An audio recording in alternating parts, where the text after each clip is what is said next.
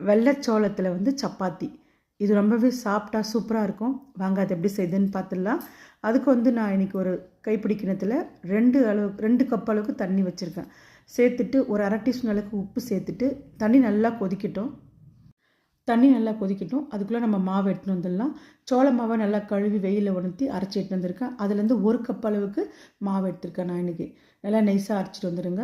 இப்போது கொதிக்கிற தண்ணியில் அதை கொட்டிட்டு சிம்மில் வச்சுருங்க அடுப்பை. ஒரு கொம்போ இல்லைன்னா ஒரு ஜல்லிக்கண்டியை வச்சு நல்லா கனமாக்கிற ஜல்லிக்கண்டியை வச்சு நல்லா கலந்து கொடுத்துட்டே இருங்க. இந்த மாதிரி கெட்டியாக ஆகணும், களி மாதிரி வரணும். இதே வந்து களியாக கூட செஞ்சு சாப்பிடலாம், ரொம்பவே டேஸ்டியாக சூப்பராக இருக்கும். ராகி, கம்பு, கேவுரு இதெல்லாம் வந்து ரொம்ப டேஸ்ட்டாக இருக்கும் களி. இந்த மாதிரி நல்லா கலரிக்கோங்க. இப்போ வந்து ஸ்டவ்வை ஆஃப் பண்ணிவிடுங்க. நல்லா உருண்டு திரண்டு வருது இல்லையா, இப்போ இந்த ஸ்டேஜில் ஸ்டவ் ஆஃப் பண்ணிவிடுங்க. ஸ்டவ் ஆஃப் பண்ணிவிட்டு நல்லா கலந்து கொடுத்துக்கிட்டே இருங்க. நல்லா ஆறணும். ஆறுனதுக்கப்புறமா ஒரு ஒர்க்கிங் ஏரியாவுக்கோ அப்படி இல்லைன்னா ஒரு தாம்பாளத்தட்டு இல்லை கிண்ணம் இதெல்லாம் வந்து மாற்றிக்கோங்க. அதுக்கப்புறம் நல்லா பிசைஞ்சிக்கோங்க. சப்பாத்தி மாவு மாதிரி பிசைஞ்சு இந்த மாதிரி இருக்கணும்.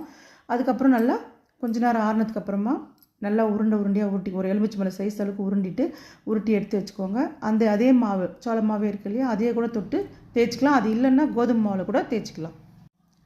பாருங்கள், இந்த மாதிரி தேய்ச்சிக்கோ. ரொம்ப தின்னாக தேய்க்க வேணாம். இப்போ எடுக்கும்போது இந்த மாதிரி பிஞ்சு வந்துடும். அதுக்கு தான் அதை நான் காமிச்சிருக்கேன். அதுக்கப்புறமா நானே உருட்டிட்டு மறுபடியும் இன்னும் கொஞ்சம் நல்லா மெதுவாக வச்சு தேய்க்கணும். இது நம்ம சப்பாத்தி மாவு மாதிரி நல்லா அழுத்தி தேய்ச்சோன்னா பிஞ்சிக்கும். அந்தளவுக்கு இது சாஃப்டாக இருக்கும். இது சப்பாத்தியும் அந்தளவுக்கு சாஃப்டாக இருக்கும். நல்லா பார்த்து தேய்ச்சிக்கோங்க. பாருங்கள், இந்த மாதிரி தேய்ச்சி எடுத்துக்கோங்க. இவ்வளோ மெல்லிசா. தவா நல்லா சூடாக இருக்கட்டும். எண்ணெயே ஊற்றி தேவையில்லை.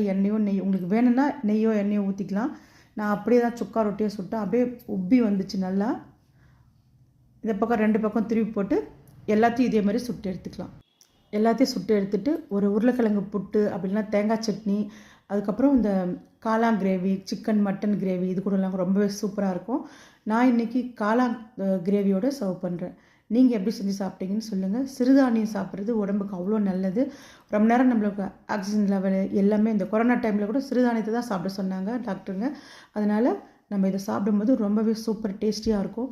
பாருங்கள், நான் புட்டு காமிக்கிறேன் உங்களுக்கு எப்படி இருக்குன்னு. அவ்வளோ அருமையாக சாஃப்டாக இருக்கும். இது மறக்காமல் நீங்கள் டைம் கிடைக்கும்போது செக் பண்ணி பாருங்கள், செஞ்சு சாப்பிட்டு பாருங்கள். காளான் தொக்கோட இந்த வீடியோவே எடுத்திருக்கேன், அதுவும் போஸ்ட் பண்ணுறேன். அப்புறமா பாருங்கள் எப்படி பஞ்சு மாதிரி இருக்குது பாருங்கள். புட்டு காமிக்கிற மாதிரிங்க, கை வச்சு இழுக்க கூட தேவையில்லை, டக்குன்னு வந்துடும். அவ்வளோ அருமையாகவும் இருந்தது, டேஸ்ட்டாகவும் இருந்தது. கண்டிப்பாக செஞ்சு பாருங்கள். இந்த வீடியோ இதோட முடியுது. லதா வீஸ்க்கு சப்போர்ட் பண்ணுங்கள். தேங்க்யூ.